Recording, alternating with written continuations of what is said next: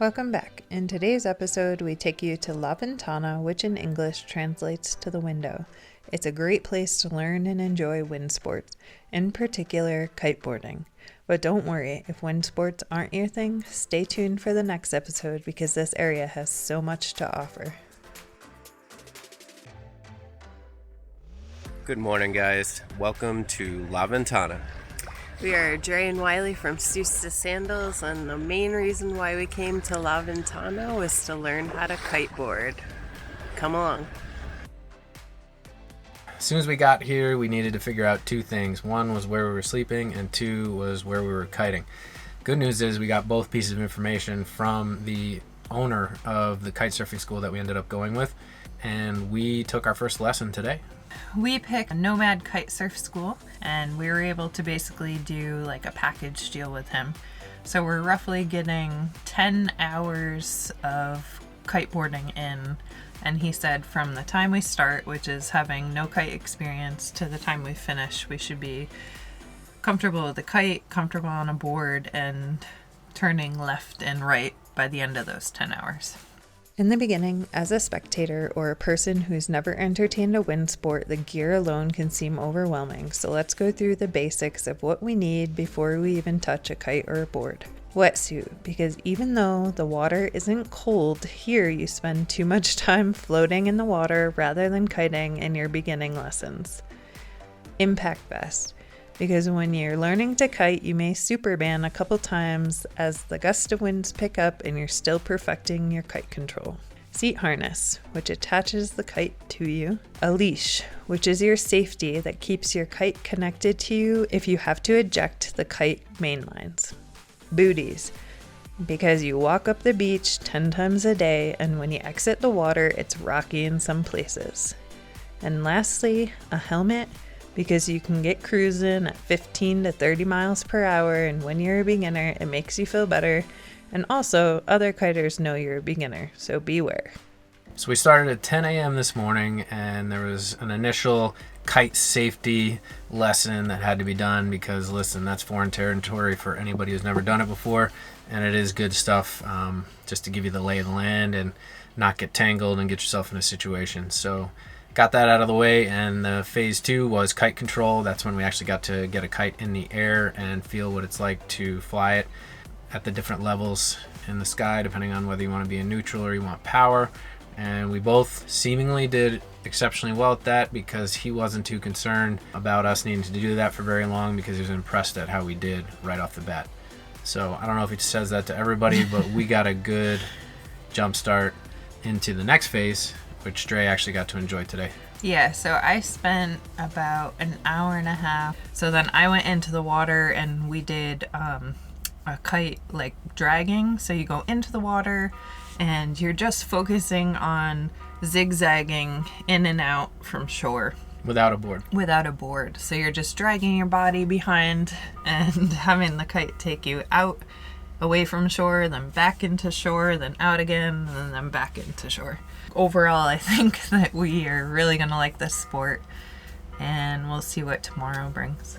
Yep, so Dre came out of the water pretty stoked, pretty fired up, and hasn't even had her foot on the board yet. So good progress so far. I think this is going to be a lot of fun, and I think we're both going to pick it up pretty quick. Yeah. The next day, the wind was perfect for kiting, so by noon, we were back at the kite school and pretty stoked on what we were going to accomplish today. We started with our instructor having us blow up the kite, and then a quick walk up the beach to the launch spot. There, we connected the bar lines to the kite, which is important to make sure your lines aren't twisted and are securely attached to the kite. Then we helped him launch the kite, and learned how to safely land the kite based on the wind direction so it doesn't blow down the beach. With a little bit more instruction, we were back in the water, tethered to our instructor, to learn how to dip the kite into the power zone of the wind window. This technique helps you get out of the water for water starts and will increase your speed when kiting. At this point, you're given a board and body drag once more with the board in your hand. The additional equipment means you need to control your kite with one hand now. Then you get to water starts. It just seems like it should be easy.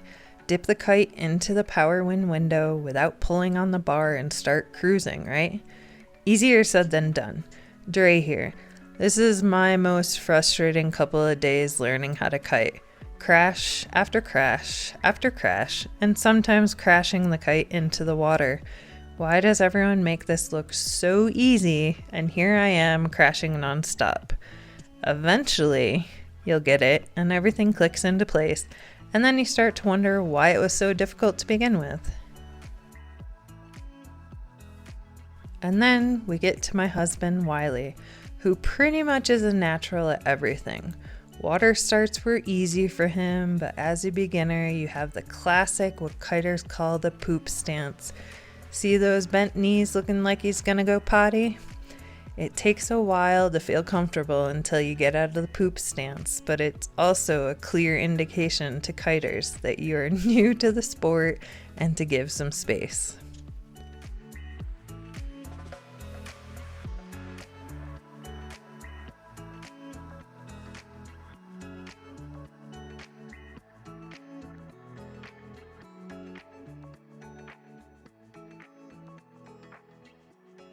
And just for some comparison, then you have Guillaume in the yellow, our instructor.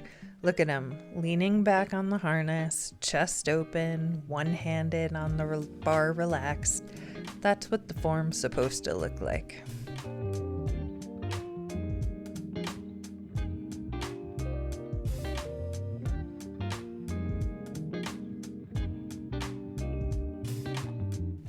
Each day, our skills slowly improved, giving us a little more confidence, and then when you least expect it, something that's never happened happens. In this case, when Wiley was riding, the main lines of his kite released from the harness, so he couldn't get the kite back in the air. So our instructor came on a jet ski to rescue.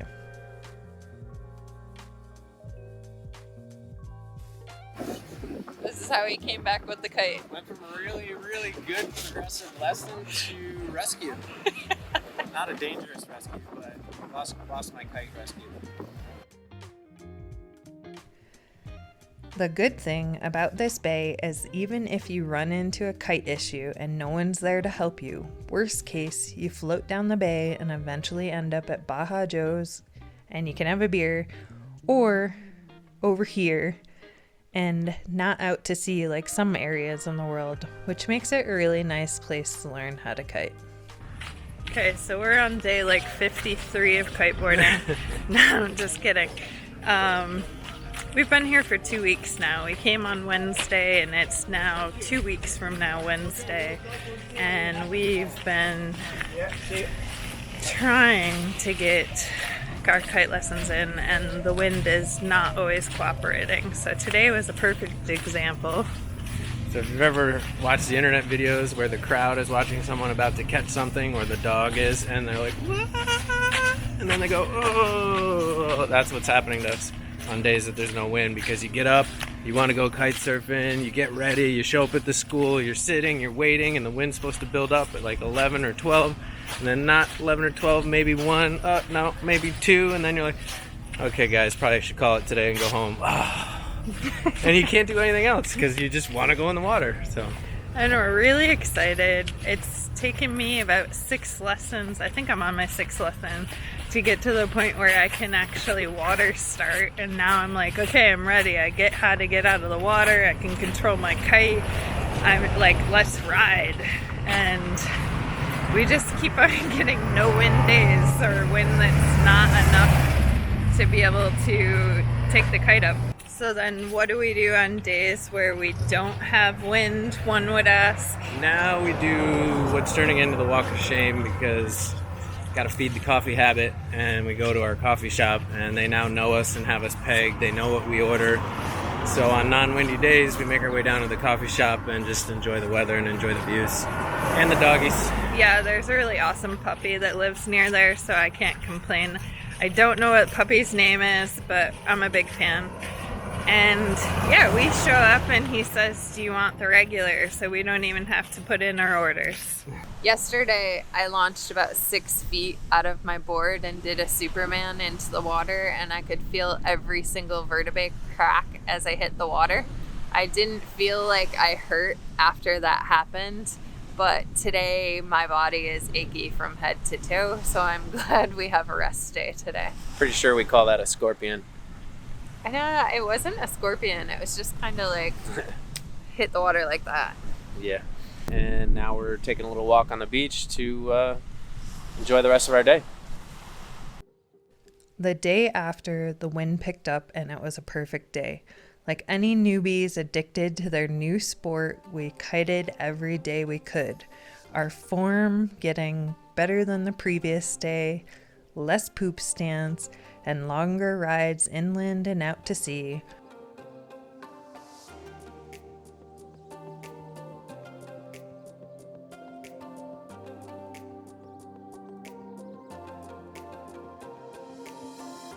We also were working on sending the kite downwind and upwind to try to remain in the same area to prevent having to walk upwind on the beach and have to relaunch the kite.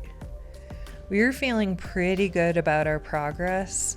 Wiley even got to the point where he started working on transitions, which allows you to go in one direction and then you slowly change the direction of the kite to the opposite direction without sinking down into the water. The last week, we felt confident enough to buy our own gear and break loose from the kite school. At this point, we finally felt like we were officially kiters. Beginner kiters, but kiters.